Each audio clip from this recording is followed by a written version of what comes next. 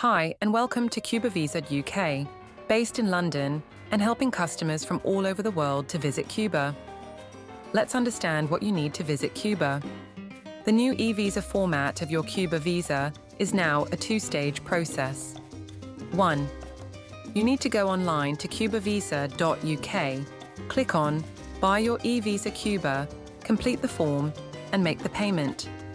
Once you complete your online form with us, and choose the type of service we offer, either standard service or, if you prefer a faster process, opt for priority service, which guarantees same-day processing during working hours, or next workday email delivery outside of working hours.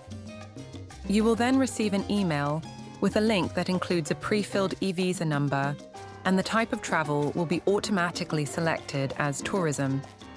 2. Within 6 days of traveling to Cuba, you must apply for your Viajeros form. Please follow the steps we sent with our confirmation email to avoid any issues, and then obtain the actual document you need to travel to Cuba.